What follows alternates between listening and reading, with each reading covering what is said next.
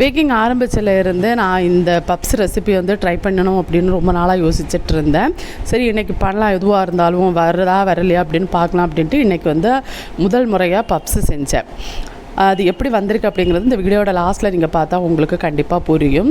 First பார்த்திங்கன்னா தேவையான அளவுக்கு மாவு எடுத்திருக்கேன். 400 கிராம் மாவு, 6 கிராம் அளவுக்கு உப்பு, அப்புறம் 15 கிராம் அளவுக்கு சீனி, கூடவே ஒரு 2 ஸ்பூன் அளவுக்கு பட்டர் போட்டு இதை வந்து மாவை வந்து சப்பாத்தி மாவு பதத்துக்கு பிசைஞ்சு அதை ஒரு அரை மணி நேரம் அப்படியே நம்ம வந்து மூடி போட்டு விட வேண்டியது தான். இந்த அரை மணி நேரத்துக்குள்ளே அதுக்கு முட்டை பப்ஸுக்கு தேவையான ஃபில்லிங்ஸ் இருக்குது இல்லையா, அந்த மசாலா வரட்டி அதை ரெடி பண்ணி எடுத்து வச்சுட்டேன். முட்டையும் வேக வச்சு தனியாக எடுத்து வச்சுட்டேன். கட் பண்ணி எடுத்து வச்சுருக்கேன்.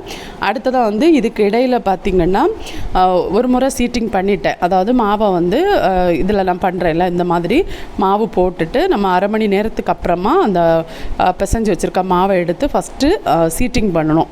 நல்ல இது வந்து ஒரு கட்டை ஏதாவது வச்சு, நம்ம பூரி கட்டையெல்லாம் இருக்கு இல்லையா, அது வச்சு பண்ணாலும் பண்ணலாம். இது வந்து நம்ம ஃபாண்டன்ட் ஒர்க்குக்காக வாங்கி வச்சுருக்கோம் இந்த மாதிரி கட்டை.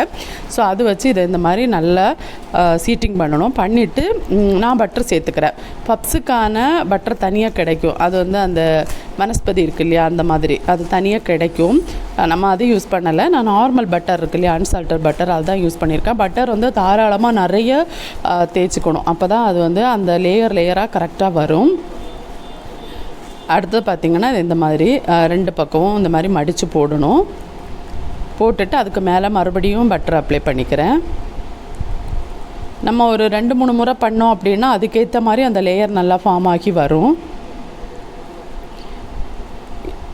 நிறைய பட்டர் அப்ளை பண்ணிவிட்டு இதை வந்து அதை திருப்பியும் நம்ம மடிக்கணும். மடித்து வச்சுட்டு இதை ஒரு கிளிங் ராப்பு இல்லைனா பட்டர் ஷீட்டில் வந்து நல்லா இதை ஃபோல்டு பண்ணி எடுத்து ப்ரீசரில் ஒரு அரை மணி நேரம் ரெஸ்ட்டில் நம்ம வைக்கணும்.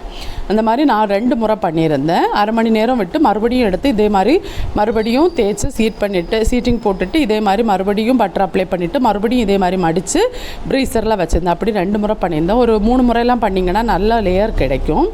அடுத்ததாக மசாலா வச்சுட்டு நம்ம அதுக்கு தேவையான அளவுக்கு அந்த கட் பண்ணி எடுத்துட்டு மசாலா அப்ளை பண்ணிவிட்டு அதுக்குள்ளே வந்து வேக வச்ச முட்டையும் வச்சு கடைசியாக வந்து எக் வாஷ் கொடுத்துட்டு 180 டிகிரியில் 10 மினிட்ஸ் ப்ரீஹீட் பண்ணால் ஓவனில் ஒரு 25 மினிட்ஸ் வச்சு எடுத்திருந்தேன். அதே 180 டிகிரியில் 25 மினிட்ஸு பேக் பண்ணி எடுத்திருந்தேன். நம்மளோட பப்ஸ் ரெடி ஆகிடுச்சு. அந்த லேயராக நல்லா சூப்பராக வந்துச்சு. டேஸ்ட்டும் பார்த்திங்கன்னா ரொம்ப நல்லா இருந்துச்சு. ஆனால் இதில் ஒரு சில தவறுகள் நான் பண்ணியிருக்கேன். அதை அடுத்த முறை பண்ணுறப்போ கரெக்டாக பண்ணுவேன். அப்போ இன்னும் சூப்பராக உங்களுக்கு நான் வீடியோவில் ஷேர் பண்ணுறேன். இருந்தாலுமே இது ரொம்ப நல்லா இருந்துச்சு. கண்டிப்பாக நீங்களும் ட்ரை பண்ணுங்கள்.